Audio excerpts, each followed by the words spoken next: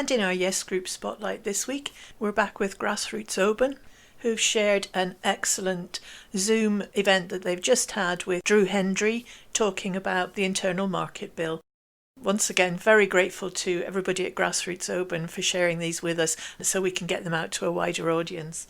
If any other Yes Groups out there have events that you'd like us to record or that you've recorded and would like to share with us, please get in touch with us on Facebook, Twitter, or by email to spotlight@indylive.radio. Thank you. Thank you for joining this Gassroots Oban discussion this evening. We are joined by Drew Hendry, MP for Inverness, Nairn, Badenoch and Strathspey. He is the SNP Business, Energy and Industrial Strategy spokesperson in the House of Commons. The subject we are talking about this evening is the Internal Market Bill. Over to you, Drew. The floor is yours. Okay, thank you very much indeed for inviting me along tonight. And for being patient while we got past the little technical glitch of getting in there. This is a really important subject, and not enough people know the quite dramatic effects that the Internal Market Bill has on every aspect of life in Scotland.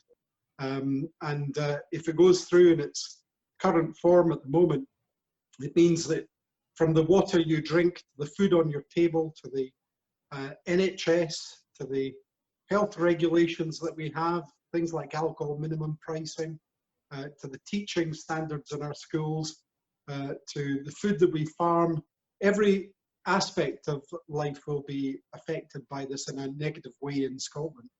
And it's quite a big subject, so I'm going to range around it for a few minutes, and of course, happy to take questions if there are any at the end of this. First of all, it's important to say that the Internal Market Bill, which has been put forward by the Tories as being necessary in order to make sure that there's smooth trading conditions across the nations of the UK, is simply not required. There are already existing common frameworks that have been worked out for differences with EU standards. And indeed, there were productive and ongoing talks between the governments around the UK about how to take these things forward. And these common frameworks were very easy to put in, with a few changes to essentially standing orders and with the agreements of the different governments around the UK. So it's not required, but now that they've put it in place, let's examine indeed what it is. First of all, it's a blatant attempt, determination to break international law. And I think that's been the most well covered part of it, that this tears up the withdrawal agreement, which Boris Johnson said that we should all vote for, that it was going to be the best thing, and things were going to be really easy from here. And this was the thing that he put forward himself to the House of Commons. And now it's something they just want to tear up. The implications of that, of course, are that by breaking this law, they're setting the precedent for breaking any law, and of course affecting negatively, along with the whole of the UK's international reputation, that of Scotland, by being dragged along with this act, which has been roundly condemned, not just in Europe, but perhaps most loudly by those in the nations that the UK government are looking to court for trade deals, such as the US, where Joe Biden has already said that anything that interferes with the Good Friday Agreement, the peace accord between Northern Ireland and Ireland, will lead to no deal being done. So it's actually strangely self-defeating, and you can see them, the Tories, scrambling recently to try and backpedal on what they've been saying to Biden and cozy up to the Biden administration. It's not going to work. Nancy Pelosi in the Senate has been, the Speaker of the House of Representatives has been very strident about the fact that they won't endorse any trade deal with the UK that is breaking international law as a result of this action. So I'll push that to one side because that's bad enough with it. But what this Internal Market Bill does to Scotland is it exposes the Tories taking the biggest power grab since devolution was put in place. And it is typical of the Tories.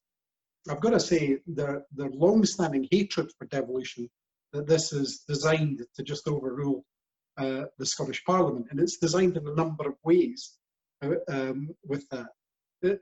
I believe, and I'm sure that everybody watching this at the moment believes, that Scotland's spending priorities must be set by the Scottish Parliament, not by the Westminster Parliament. For a start, you can't trust any Tory or Westminster government to act in the best interests of Scotland, and that's why we demanded devolution, why it was the overwhelming settled will of the Scottish public to have the Parliament return to Scotland. But more and more as this goes forward, with the Constitution Affairs Committee of both the House of Commons and the House of Lords, with the Welsh Government, with the Scottish Parliament except the Tories, excuse me, with almost everybody who's examined this saying that it's a blatant power grab. And I could go on with the organisations, the National Farmers Union of Scotland, the STUC, the TUC, and Uncle Tom Cobley and all have said that this is a power grab. It is. There's no debate. This is exactly what it is.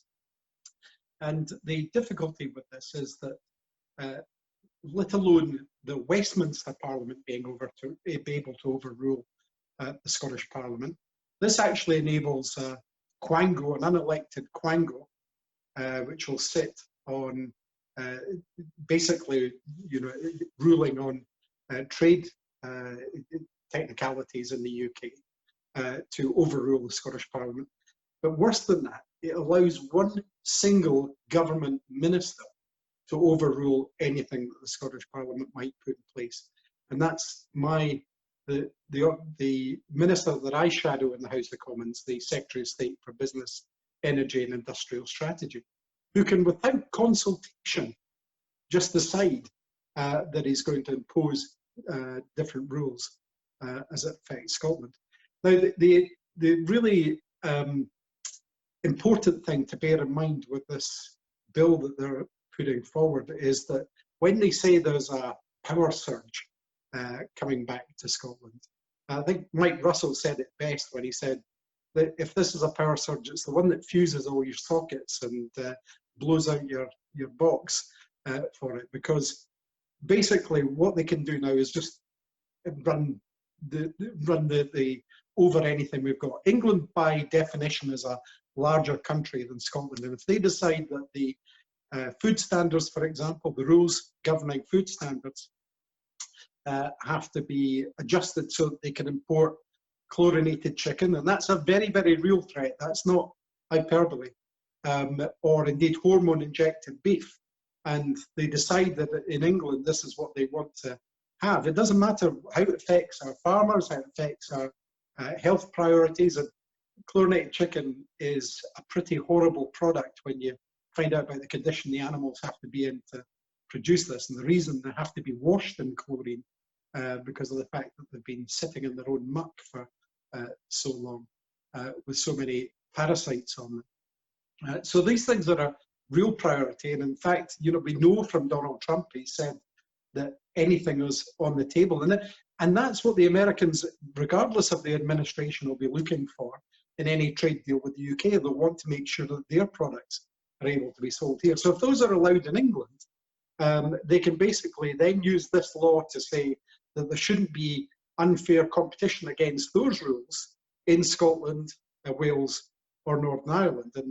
And when it comes to the NHS, the possibility of it being privatised, medicine supplies being privatised, is now wide open, because this internal market bill, through the conditions of saying that there must be a level playing field for companies to bid for things, could easily take the NHS in Scotland, the Scottish Government, to court to actually get access to services that they want to provide.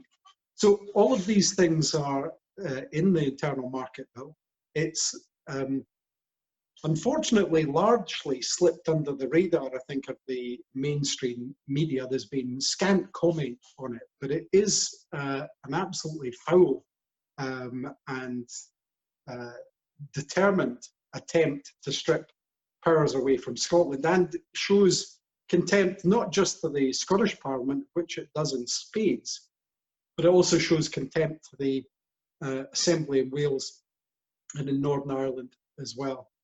So the final thing I would say about the Internal Market Bill before questions is, like I say, I could talk about this for an hour, 2 hours, probably even longer, but the final thing I'll say about it before we go to questions is this issue of the so-called UK Shared Prosperity Fund.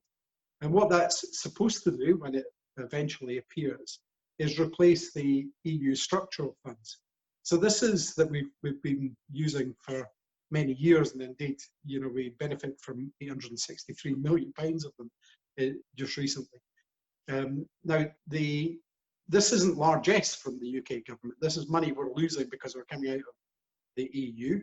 And even if it was largesse, they've not been able to tell us how much, how it'll be used, what the rules will be around it, other than, and this is the important thing to them, that any money spent on it will come along with a Union Jack that they'll stick on the projects that qualify for it. So that's the Shared Prosperity Fund. I've been asking for details, by the way, on that since 2017. And they still don't, even with little over a month to go before we exit the transition, they still don't know, or still won't tell us, I should say, what's going to happen to that money. And then spending priorities, on that and on everything else, we know from the Tories that their track record is absolutely out there for everybody to see. People might not remember in the early 70s, in the early 80s, when John Major decided to rob the Highlands of funding in order to shore up constituencies in the southeast of England, which they needed for the election. And of course, you will be aware of Boris Johnson's well-known view that a pound spent in Croydon is better than a pound spent in Strathclyde. And by that, of course, he means Scotland with it. So I think that's quite a lot in terms of giving you an overview of the Internal Market Bill. And I'll stop there and just see if there are any questions that you want to have answered on that subject. Thank you very much for that, Drew. And in listening to you, the frustration that I don't know how you people, I can imagine how you people in the belly of the beast must feel listening to being trashed. But certainly, I'm sure for all of us listening here, it is despondency at best, and a complete denial that there is another viewpoint that must be listened to. I have got, yeah, go. Yeah, I was just going to say, well, the one thing, thanks for that, and it is galling when you have to be down there responding to this kind of, just illegal and disrespectful and insulting behaviour to the people of Scotland and our Parliament. But the one positive you take from this is that when people actually find out about this, they become absolutely convinced that the only way to deal with things in Scotland is to become an independent country. Absolutely right. We've had a question. Ariel K, if you can unmute yourself and ask your question, please. Hi, Drew. With the confluence of the Overseas Operations Bill, the Covert Human Intelligence Sources Bill, and boldly announcing to the world that they're quite happy to flout international law, the Covert Human Intelligence Sources Bill, if people don't know, explicitly gives permission to several UK agencies, including, I think, the Food Standards Agency, to commit acts which, out with those circumstances, would be criminal for purposes such as the integrity, I think, or the benefit of the UK economy. How worried should people in the independence movement be, whether we're just ordinary people handing out flyers and posting things online, or leaders of yes groups, or people who attract more attention? Because with the confluence of those things in the last few weeks, with the emphasis on James Bond, which is basically glorifying extrajudicial state-sponsored murder, is so glorified as mass entertainment, its postponement shut down the entire cinema industry in the UK. How worried should we be? What's to stop them picking off random individual Scottish independence supporters? Well, first of all, I think the issue with this is that rather than worried, we should be determined. We have just a short 6 months away the election to the Scottish Parliament. If we are working in the way we should to get SNP MSPs elected in the numbers that we know that we can do, and on current circumstances we should do, then we will have an undeniable, we will be in an undeniable position in order to both call the referendum and to be internationally judged to have done it correctly, so that we can be recognised by the international community, which is so important in this. Already the Tories are backtracking on the outright opposition to this. Keir Starmer's backtracked on outright opposition because they know it's unsustainable with the growing majority of people that are for independence. So our ticket out of this, rather than being worried, our ticket out of this is to work as efficiently and as quickly as possible to become an independent country. And these other things are worrying, they are concerning. The internal market bill, which I've been deeply involved in, is a horrendous piece of legislation, and without independence it would leave us in a very bad state. But I think we've just got to make our own paths. It's the best answer I can give on that. Okay, Valerie Gold, can you unmute yourself with your question, please? Hi there, good evening. Thanks for the introductory talk, that was brilliant. Pleasure. Like I'm sure like a lot of people here, I'm genuinely horrified, if not a bit scared, by the possible implications of this bill. The threat to our parliament, our health service, and also free student tuition, just to name only 3 things. As an ordinary citizen and a grassroots SNP member, what could I be doing to combat this? Well, there's 2 things. One, as a grassroots member, then obviously what I've just said is we need to work really hard to make sure we get the right result in the election. The priority, I think, is to get the message out there about this internal market bill, because, like I say, I think it's flying under the radar largely just now. Even many people that I'm speaking to in the SNP haven't really heard about it. And I think it's our duty to try and make people know that this is what they're doing to your parliament. 58% of people in the last opinion poll want independence. A shed load more than that want our Scottish Parliament to remain. There's a lot of people there. About 70% of folk think that it's a great idea that we have a Scottish Parliament. So, so we need to get the message out there that this threat is out there. There's plenty of material on it. If anybody wants to go to either my Facebook page or my website, I get links to debates and things like that. But just get the word out there about the effects on this. Thank you very much. If I could just get a totally shameless plug in, like my colleague who's in this Zoom, Fiona McGregor, I'm a presenter on Indie Live Radio, and we will be interviewing somebody about the internal market bill tomorrow between 11 and 1 on indielive.radio. We'll be talking to Heather Anderson, but I'm delighted to be here tonight. Sorry, I'll shut up now. Thank you so much. Nothing shameless about that at all, Valerie. Great to have you here. And I've got Sheena Stephen. Sheena, are you up for asking your question? You've got 2 great questions there. Hi, yes, hi. Can you hear me okay? I hear you fine, yeah. Yeah. I'm really, I'm like Valerie, whom I know, I'm really concerned. I find it absolutely amazing that people within the SNP and even in Holyrood don't know about this bill. It's just absolutely all-consuming, unbelievable. Well, it's not really, it's a Tory government, but it's scary.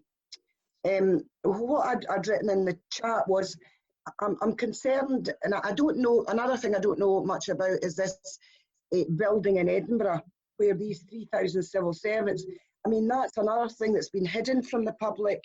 I've been trying to tell people that, you know, what is the purpose of this building? Are these civil servants going to be come up from down south, or are there going to be 3,000 people from Scotland that are going to be employed in this building? And what is their function? Is it integrated with this internal market bill for them to legislate on this legislation, rather than we've got a parliament that can do that already? And taxpayers should be aware that this is extra money that's getting spent. Their money is getting spent on this. I don't know how much the building was to build, but the press, I mean, nobody knows anything about this building. Yeah. So, the good news about the Tories and all of their plans, including you know, Queen Elizabeth House and all the, you know, the fact of bringing up the UK government to Scotland, and Boris Johnson coming on visits, and yes, the eating cabinet, fish and chips on a trawler and all this kind of thing. The good thing about the Tories is they just completely don't get Scotland.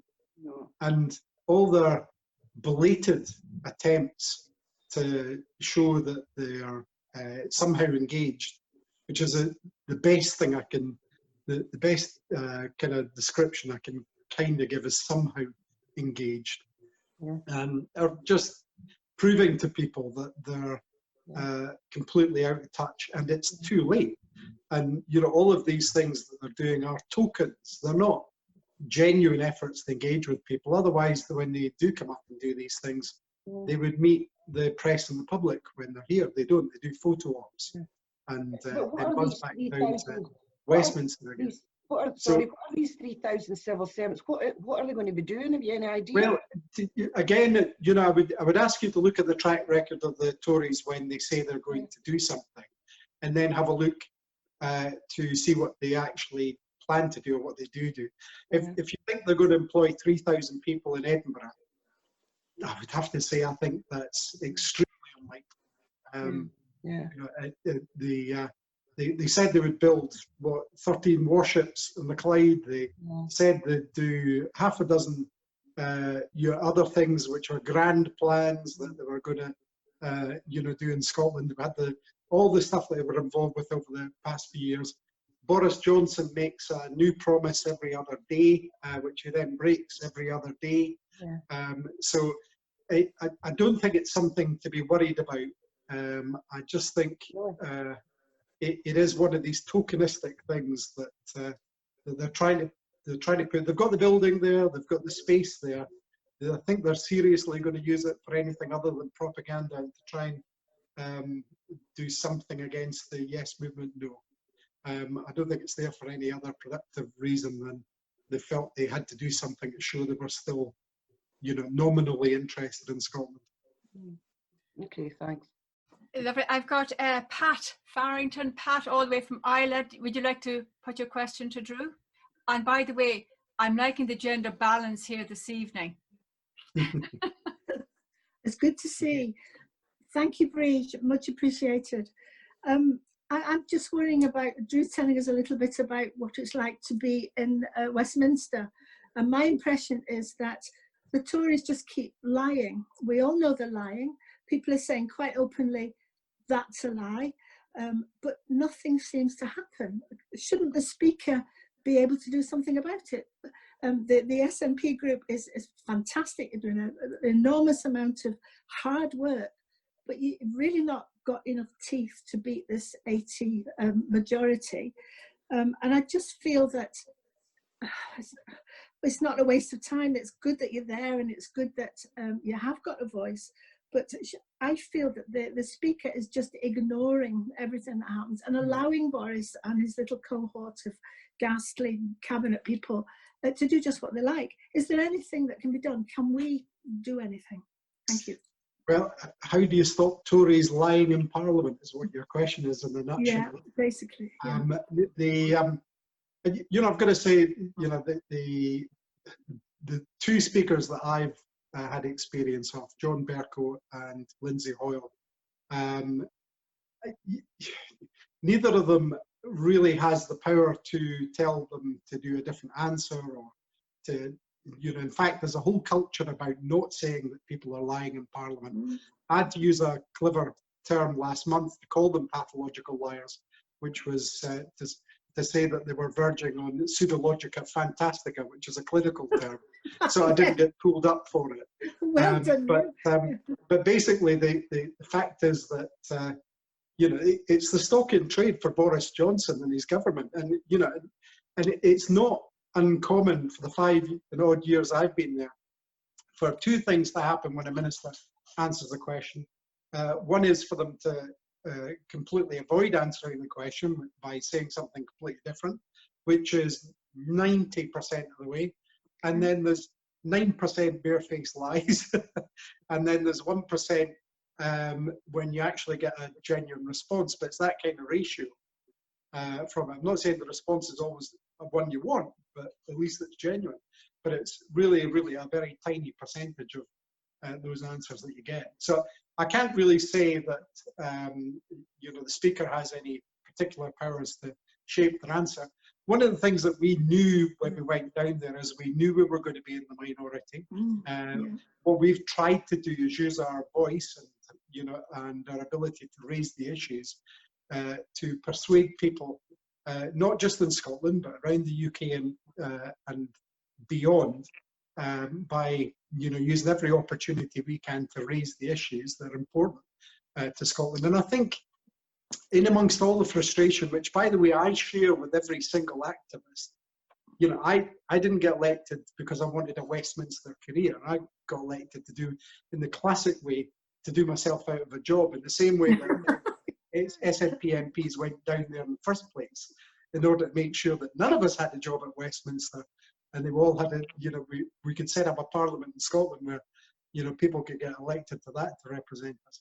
So I feel the frustration, but I do also feel that we're making progress. And I think that is reflected in the way that we're not only viewed in Scotland, but we're actually viewed around the other nations of the UK.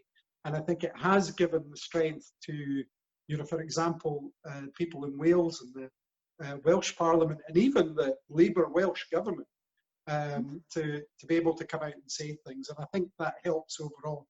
But is it a perfect situation down there?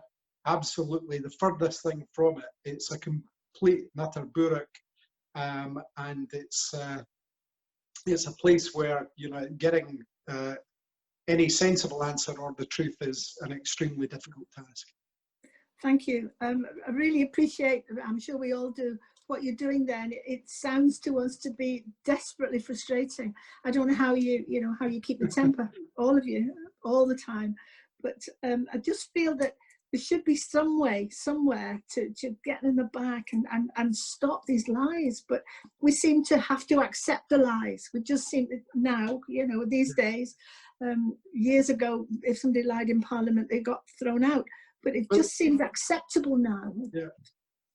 This is a really important question you've asked, and I'll give you this comfort, because I believe this is true, and I believe in Scotland we've seen this, is that telling lies is a law of diminishing returns, and people will see the truth, and the truth wins out. So I think that's the important thing to take away. We always have been and need to be squeaky clean in what we do. But I actually think that pressure for us to be, to be as honest as we can, is actually a good thing, and it reflects on the trust in Scotland. Thank you, much appreciated. That was a lovely question, Pat, and actually I can feel your passion for trying to get the truth, and well done you for praising the work of all of them sitting down in Westminster, because they're totally disrespected, and we can see that, and that's never a nice thing. We have a question from Alison Fraser. Alison, if you unmute yourself. Good evening, Drew. I'm particularly concerned that friends of mine who are not activists but support independence and also my wider range of friends know nothing about this bill. And it seems to me that the mainstream media are concentrating on the illegality part of it, but they're not doing their job by showing Scotland how it's going to impact on all of us. What can we do about that, or what can you do about that? Well, I think I've lost count of the press releases that we've put out, and we've given dozens of speeches on this in the Commons. It's been through the Scottish Parliament. The Scottish Parliament, every party except the Tories voted to withdraw consent from the bill. So there've been plenty of opportunities for the media to pick it up. I think you are right. There are two things. If I'm try to be scrupulously fair if I can, and if I give a scrupulously fair answer to the first part of it, I think the illegality, because it affects a wider community, if you like, than just Scotland, Wales and Northern Ireland, has got the top billing, because obviously it affects the European Union, deals with other countries and so forth, so it's a truly global aspect to the bill. So that part of me, that really fair part of me says, well, yeah, if you're in the press, that's going to be the key line on it. But of course, they did a lot on that, and then you haven't gone back to cover the facts as it affects Scotland, Wales and Northern Ireland, which is a real deficit. I think that is a deficit.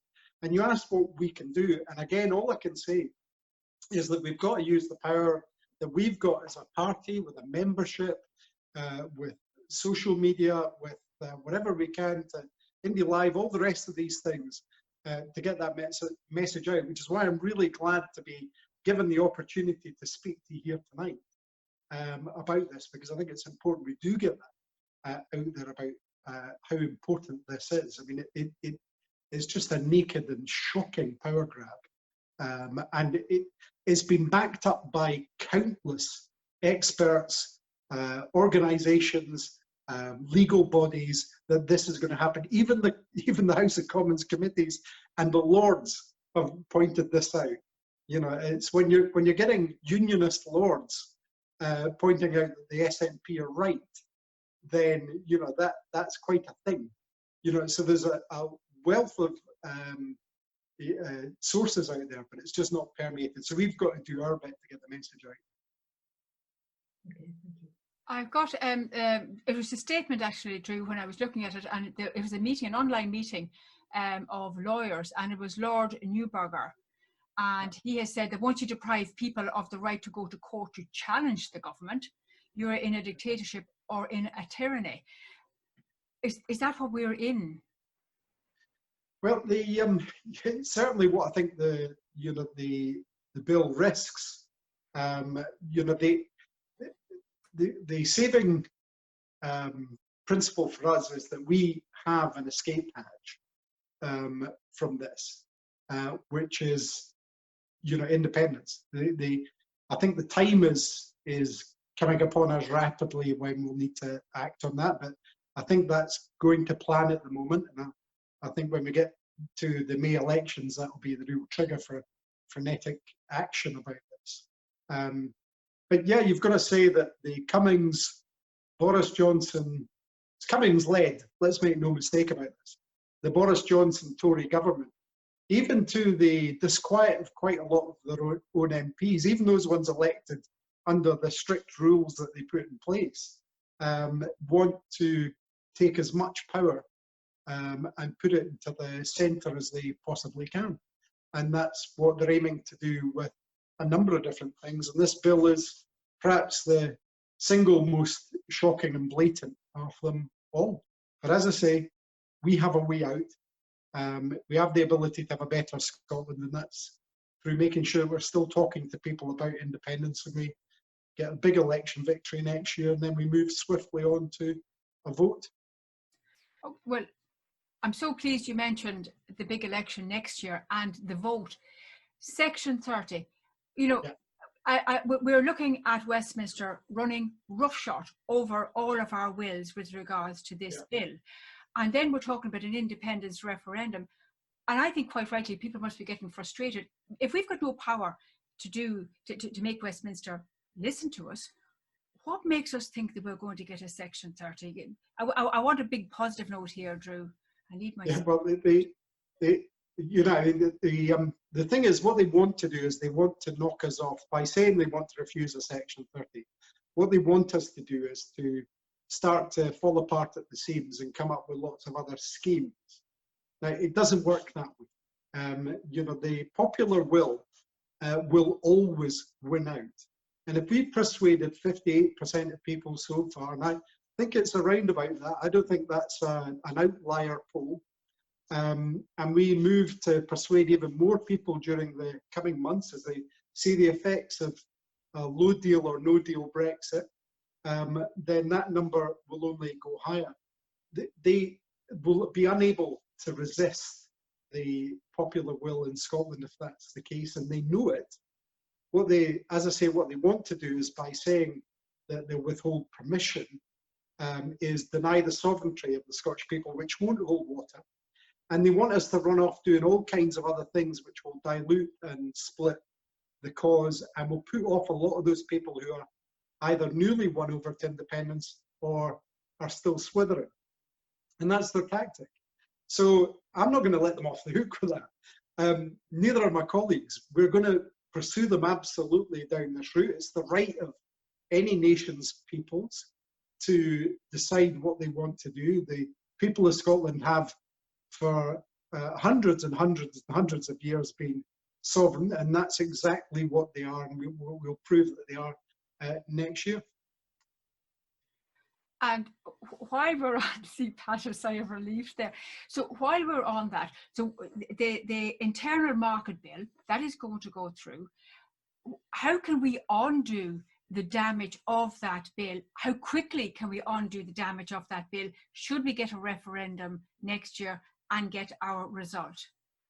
Well, we can very quickly undo the damage of the bill, because by virtue of being independent, by virtue of getting to that stage, we would be able then to reimpose the standards that we want to see in Scotland. We'd be able to align ourselves with EU standards. We're already fully compliant at the moment with EU standards, so providing there's not too much time between both, we should be able to unravel that particular aspect of the internal market bill in terms of the harm that it does very, very quickly.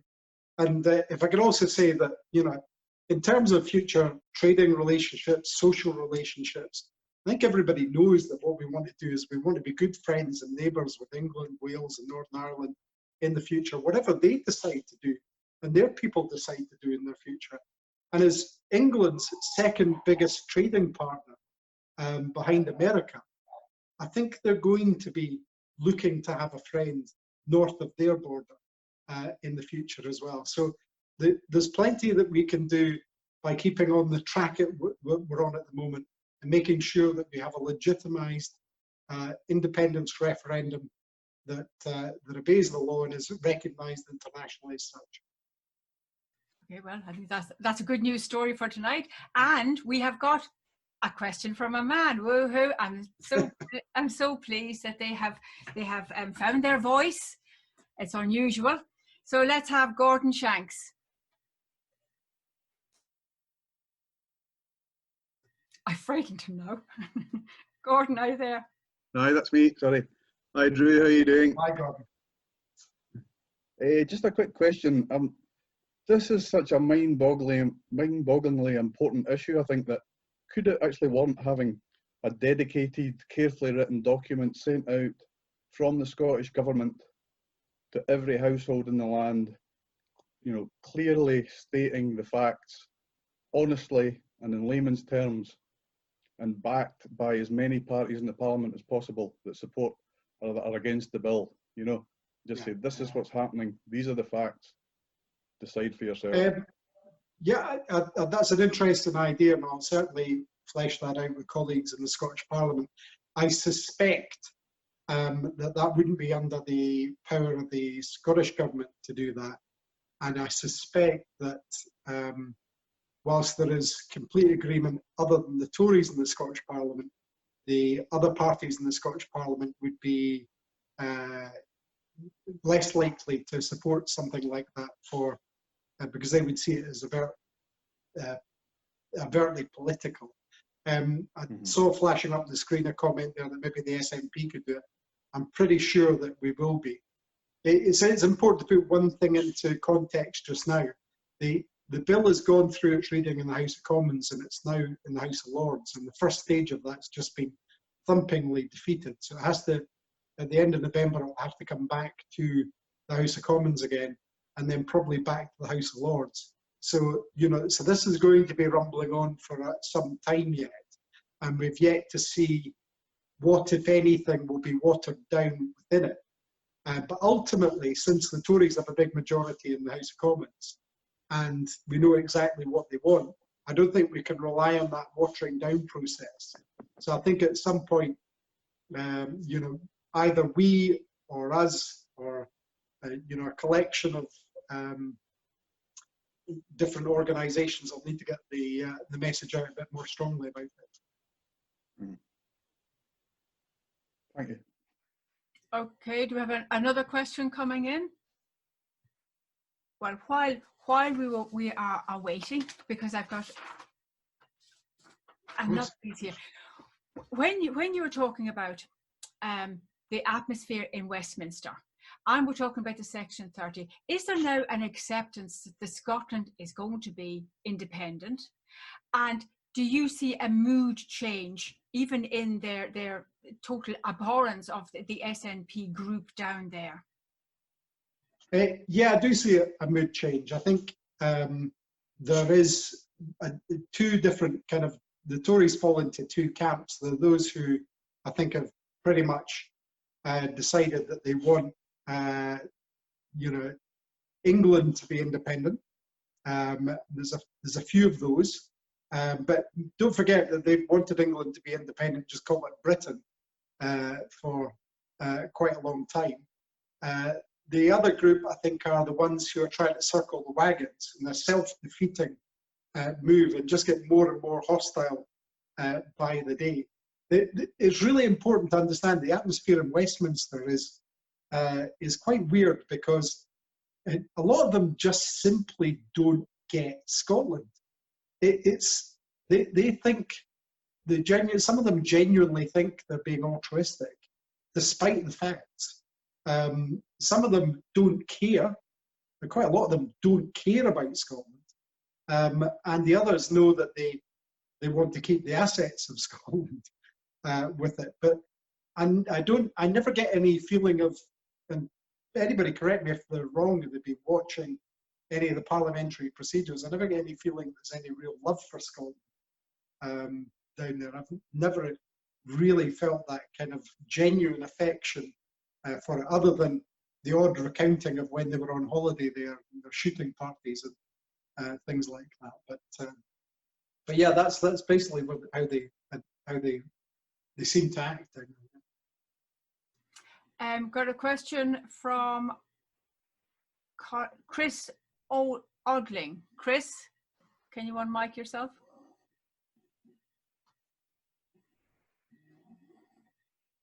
A little delay. Hi, Chris.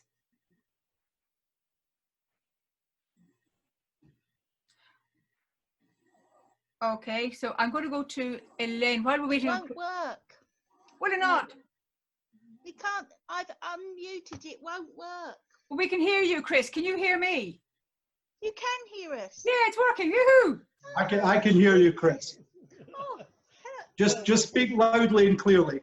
Oh, well, we were watching Gordon Ross IndyCar, and he was saying he'd heard that Cummings' sister is involved with the company that does all the counting. So how do we stop fiddly diddly when it comes to the independence vote? Well, fortunately, the things that are not in the internal market bill are the things that we still will control next year. So the Scottish Parliament still calls elections and referendums and has control over the voting, procedure. So, sorry, you'll need to speak up, Chris. Yeah. Will Scottish people count it? It won't. Yeah. It is.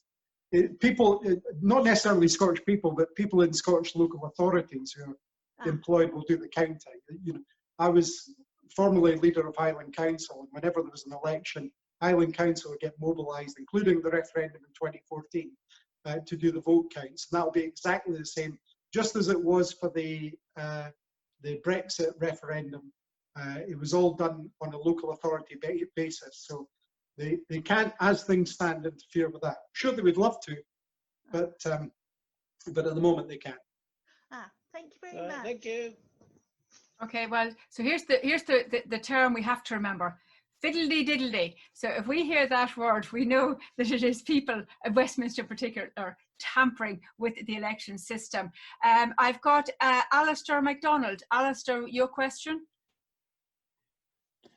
Hi there, Drew. The question really was connected to an answer you gave earlier, that the bill would be going to has been to the Lords the first time, and it's getting punted back to the Commons. How long will the procedure take before finally the Queen puts her signature to the bill and passes it into law? Well, technically, my understanding is that it can take, I don't believe this will happen, but technically I believe it can take up to nearly a year, depending on how the House of Lords treat the bill as it goes through. They've got quite a lot of power to delay things. So it really depends on what they come out with in terms of what they send back in as an amended bill, how much the UK government want to dig their feet in. As I say, the problem with this is that they don't need the internal market bill. So they could actually afford to wait it out and just go ahead with common frameworks in the meantime, which is what they should be doing anyway. Or they could decide that they're going to try and somehow guillotine it and move it through before the end of the year. At the moment, I can't give you a solid answer on the timescale because it's really down to factors out with my control and to be honest, out with everyone's control other than the procedure at the moment. So it depends on how it moves from there. Okay. Thanks. Is that okay? Excellent, Alistair, thank you.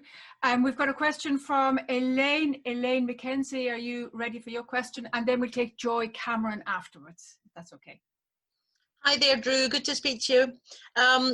If you think the legislation will pass through by the 31st of December, do you think that the Tories will aggressively move then towards Scotland and possibly Wales to do as much damage as possible, to take over as much as possible?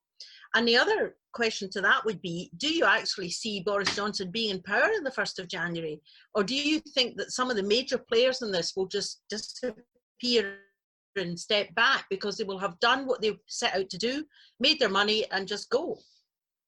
Yeah, I think on the second part first, you know, I don't think Boris Johnson will be there for long, but long could mean 6 months to a year, you know, in terms of his ability to hang on. I think it's deeply unpopular with most Tories now, including most of the Tories in the House of Commons.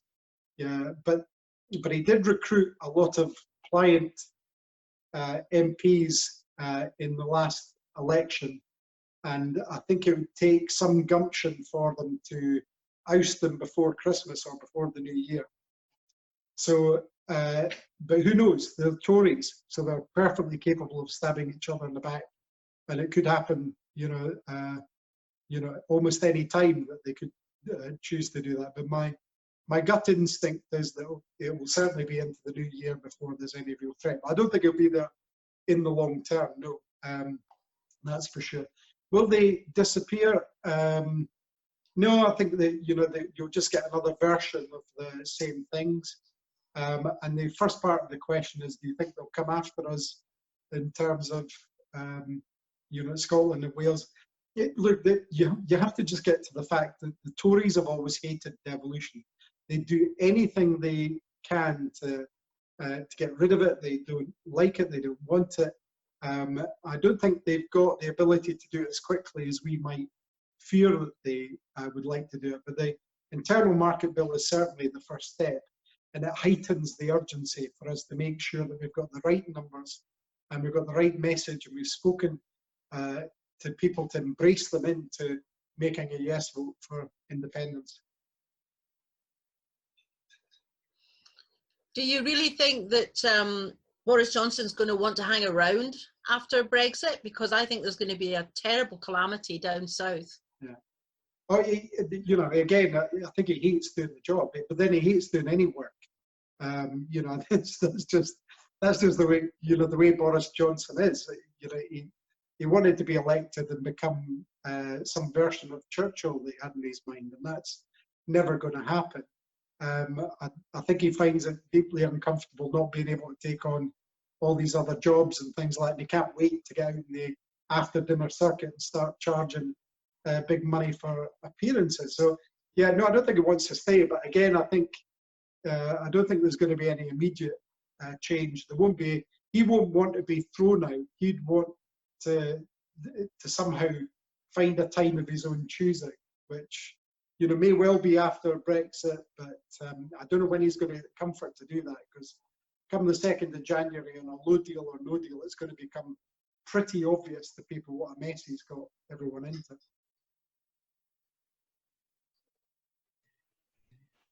Okay, Elaine, are you happy with that?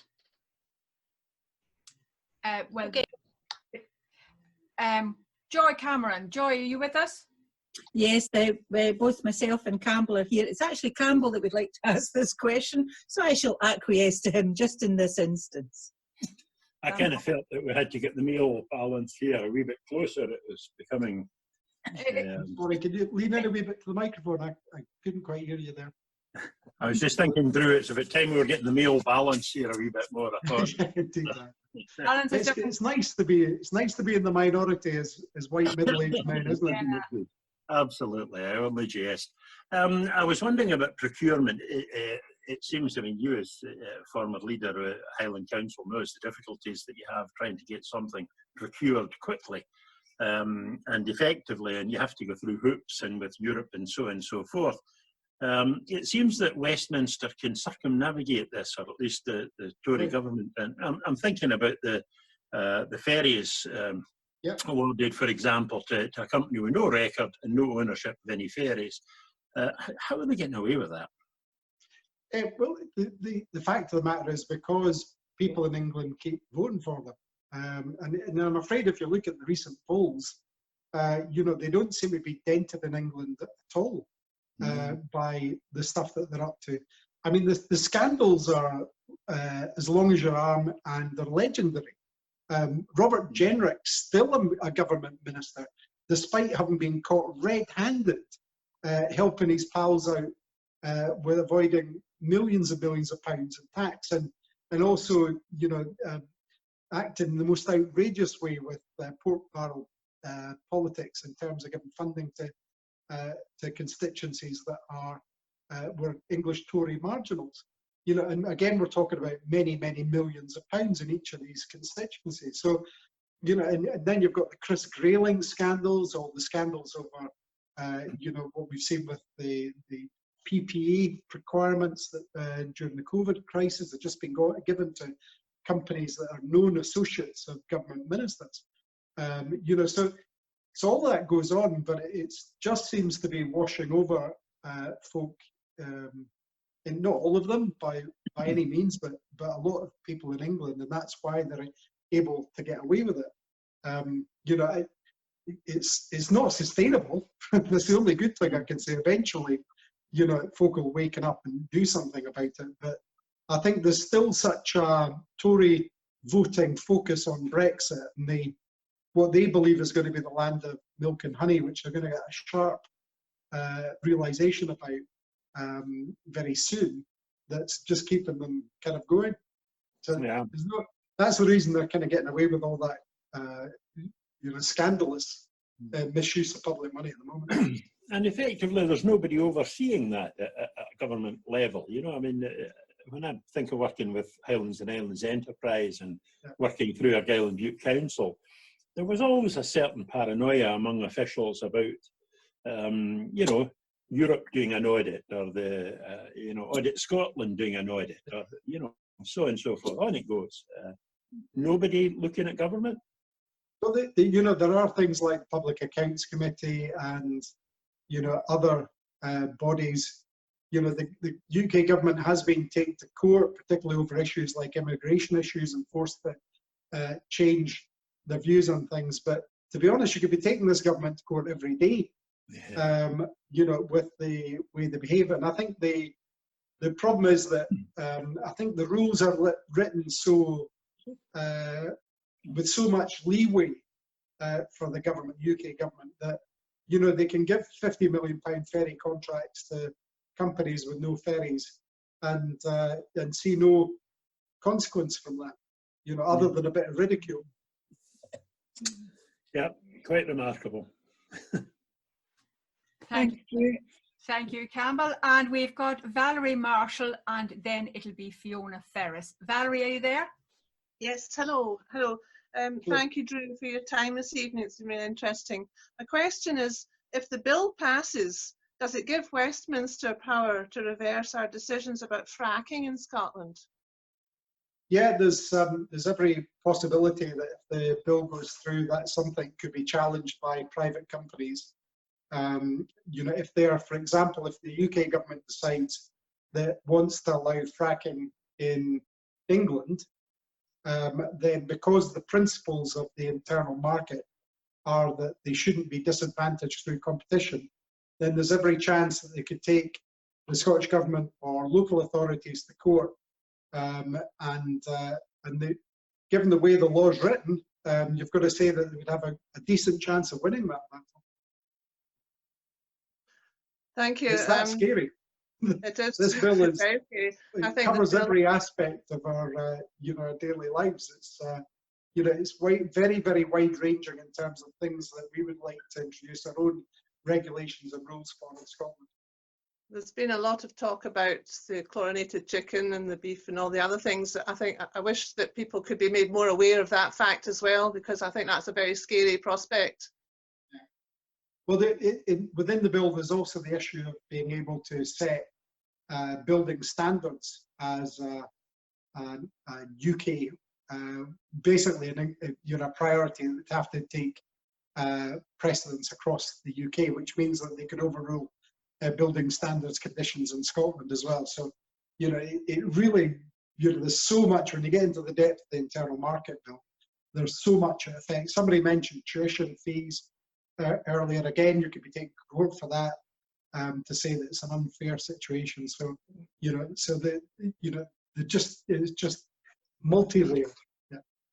Thank you. Nice one, Valerie. Yes, they got fracking. You know, you just don't think of how wide-ranging this is. Wow. Yeah. Fiona, are you there? Can you unmute yourself, please? Yes, good evening. That's just set me up nicely for my question, actually, because I have to really query, are we sovereign at all when a bill like this that affects every single aspect of our lives can be passed without it going through and being asked of in the Scottish Parliament to approve it? In fact, the more I hear about how sovereign we are, the less evidence I see to back that up. In fact, everything I see happen proves exactly how unsovereign we are, whether it's from this bill, whether it's asking for a Section 30, or anything, Brexit, anything. We actually have no say. And soon, I think, not only will we, I feel we'll just keep saying, if we say it enough that we're sovereign, that somehow that's enough. But the evidence is very much the other way, as far as I can see. Well, the reason I'll say that you and all of us here in Scotland are sovereign is because that is an immutable fact. It's never been disputed. Even in the UK Parliament, we took a motion through a couple of years ago on Scottish sovereignty. The difference is, and this is why it's crucial, we can choose to give away that sovereignty. We can continue down the line that we're going down with, you know, with the Tories and what they're doing, and allow them to do this bill and other bills like that. or we can choose to exercise our sovereignty and, you know, have a referendum on independence and declare Scotland an independent country as a result of that. So we still have a choice, we still have the ability to do that. We are at crunch time. I mean, you know, in my view, this is a crossroads, but I don't think that comes as a big surprise. I think everybody, you know, whether you support independence or not, whether you're in the SNP or in any party, knows that even without the internal market bill, we were coming to a crossroads. What this does is it puts the lines on the crossroads and says exactly what is going to happen if we don't make those choices about our sovereignty, if we don't choose to exercise it. But we only can make that choice if we're allowed to make the choice. And that's really the issue at hand here, as far as I can see, because we're still, if we are sovereign, we shouldn't need a Section 30. I think it was a mistake to have gone down that path. We've painted ourselves into a corner that we can't get out of. We can't exercise our sovereignty now without having permission from another country. Well, as I said earlier, the thing they most want to do in order to stymie the move to independence, the right of the Scottish people to choose their future, is to get us to go off on all kinds of different tangents just now. The rights of the Scottish people to determine their own future and to choose, should they wish to do so, to be an independent country, are firmly with the Scottish people. They have no rights to resist that. And if next May we vote in sufficient numbers to make sure that there's, you know, a majority of MSPs in the Scottish Parliament who are demanding a referendum, and we put forward that referendum, they have no right to refuse that. They would love us to go down different routes and say, oh, we'll take court action here, or we'll do UDI or whatever, because they know that that would split the movement. They want us to be thinking like that. What we've got to do is actually make sure that we're absolutely resolute, that we fully understand international law, that we understand that to become an independent country, you have to be recognised as an independent country. And that's absolutely vital. So what I say is we've got to steel our nerves here. We've got to make sure that we've got the absolute focus and determination to not be denied our rights as a sovereign nation, as a sovereign people, because that's what we are. So I can see, I totally get why people are worried. And in my moments when I'm looking around frustrated with what they're doing in the UK Parliament, there are times when I think it's pretty dark as well. But I've got to say the fire that always keeps me going is the fact that we just cannot be denied. And we will have our democratic choice. And we will, in my view, choose to make that democratic choice to become an independent nation and take our own place in the world, as opposed to being saddled to this busted flush, Tory-driven, you know, small-minded UK that they've turned into. Okay, is that okay? We've got Leah Gunn Barrett, who's been waiting patiently. Leah, you've got a question? Yeah, just to follow up on the Section 30, then I'll follow my question. I just think if we go for a Section 30, you're putting all the cards in Boris's hand. He can call the timing, determine the question, and set the entire ball game. And so we are going as supplicants. So I think that is it might be the public strategy, but I think the government, the SNP, needs to have definitely another route when and if that fails. But my question really was, I'm a new SNP member in Edinburgh, and I've been trying to find out information on the progress that the SNP has made on developing an independent Scottish currency, which was voted at the spring 2019 conference. And I can't find anything, and I don't think there's been any work done. And I'm just generally concerned that there's no preparation. We talk about getting a referendum, and yet the groundwork needs to be laid. And I think that the SNP has been remiss, unless I'm missing something, in not actually communicating what their policy is on a central bank, on an independent currency, what is going to happen to pensions. These were questions that tripped up the Yes campaign in 2014, because we didn't have answers for them. And you can already see the mainstream press, the Tory press, the unionist press, going after us on that. And so we need to have, I think, clear and confident answers. And I'm just wondering where the leadership is from the SNP. Yes, movement can certainly come up with answers, but unless it has some authority behind it, it's really not going to be taken seriously.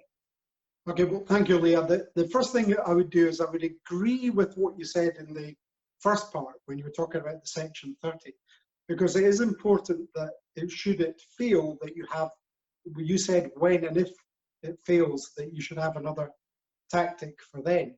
But Boris Johnson doesn't hold all the cards. The UK government don't hold all the cards. The world is watching Scotland. And if Scotland votes for something, if Scotland votes to have our view heard about independence, there will be international recognition of that. You know, it would be impossible not to see that there'd been a democratic process that we've gone through, a referendum that we've held. I think the other part of your question was about the preparedness for the answering the questions about independence, and there's 2 points I'd make about that. First, the Scottish Government has been doing work. There's already a bill for a referendum in the Scottish Parliament, which is going through in order to prepare the groundwork for that. But let's be absolutely honest here. What the Tories, the people who would see Scotland being saddled to a Tory government for God knows how long, would love us to do is to turn the debate away from our right to choose into what currency are you going to use. So it's self-defeating for us to be talking about issues that will take the distraction, that will be providing a distraction for the fact that we have a right to choose first, before we get into a referendum campaign. Now, there are lots of answers to these questions. There's some very good and very straightforward answers. The currency one's already been answered in the SNP's conference. We passed the motion saying that as soon as possible we'd move to have our own currency. No nation, just for example here, no nation the night it votes for independence has a new currency the next day, and neither would we. But what we have said is as soon as possible we'll have our own currency. So the answer is there. But what they would really like to do is take it away from fighting the battle on the rights of the Scottish people to fighting the battle on the minutiae of what you would do if you got that right. Yeah, I think I take what you say. That's fine, but we're still going to be asked very specific questions, and people need to make a decision based on their own interests. And it's not a new thing to have a currency. There are 60 countries that have become independent in the last few decades. And so we should be able to answer questions like what's going to happen to your pension. We should have those answers up and ready to give to people. Well, we do. Confident. Well, where are they? I haven't seen them. Those answers are freely available. We've always said that we would protect pensions, for example, that we would look to try and match some of the pensions in Europe. The UK as it stands has got the worst pensions in Europe. You know, so the answer is pretty simple with the pensions one. You can't trust the Tories to look after your pensions. You never have been able to. You can't trust Westminster and successive governments there. What you can do is you can look to other independent countries around Europe and see how they've protected and enhanced pensions. And Scotland would do exactly the same. Your pension is safe under law, not under a UK government or a Scottish government. Your pension as it's been accrued up until now is protected. These things are going to financial funds in order to pay for them going forward. So they can't take your pension away. All we can do as an independent nation is make your pension better. All right, that's great. I'm happy for you to say that, but I'm also confused why the Holyrood government is spending time on the GRA bill and the hate crimes bill when there are more pressing issues to address.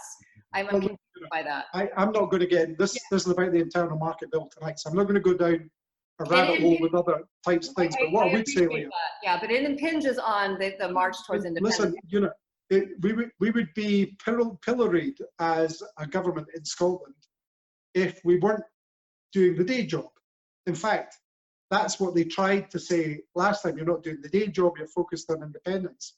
And all of these things, and by the way, the likes of the hate crime legislation and so forth, if people are going to be spreading hate, then, they shouldn't be. We should be bringing forward, in a progressive country like Scotland, we should be bringing forward legislation to stop people, using that kind of tactics for people. Now, but not getting into the ins and outs of all of those different things. Domestic legislation in Scotland is really important.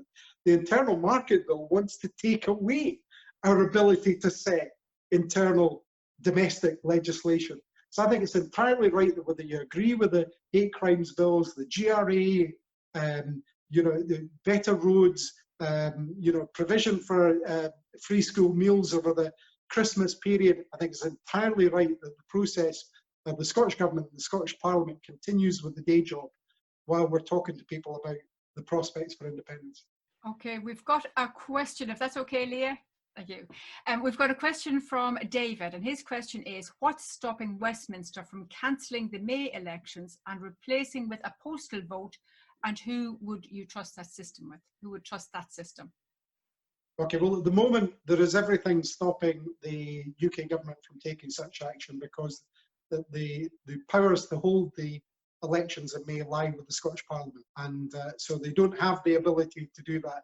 Look, I'm not going to say that there's no possibility they could try and rush in a bill to do it, but it would be a pretty bald-faced, even worse than the Internal Market Bill by about the factor of 1 million, to try and do that before the elections. And I think it would mean that, if not in the short term, because they put off those elections, but you would see support for independence in the high 90s if they were going to try and do that just to stymie the right of the Scottish people to vote. So I don't see that as a credible threat in the short term. But hey, they're Tories. You can't trust those guys. Okay, and I'm going to give a plug now to Sandra Reynolds. Sandra, do you want to tell us about the Constitution for Scotland? Quick plug. I'm no expert, so I really can't tell you about it, but I was on a Zoom 2 nights ago to kind of launch the website to build a constitution, and it's an interactive website, so people can go on, give their opinions, look at it, read it, add things to it, or just simply like things. So it covers a lot of the issues that have been mentioned tonight, like apart from why we're here for. So there's a lot of people on here, so it'd be a useful thing to share with your own groups and have some say. We heard somebody talking about pensions, about the currency. There's a currency group setting up options as well, and on the interactive constitution it talks about a central bank as well, which is well on the way. I think understand that, a Scottish central bank. So it might be a useful place for you to get some answers and share your opinions. Okay. Thank you very much for that. Thank you, Sandra.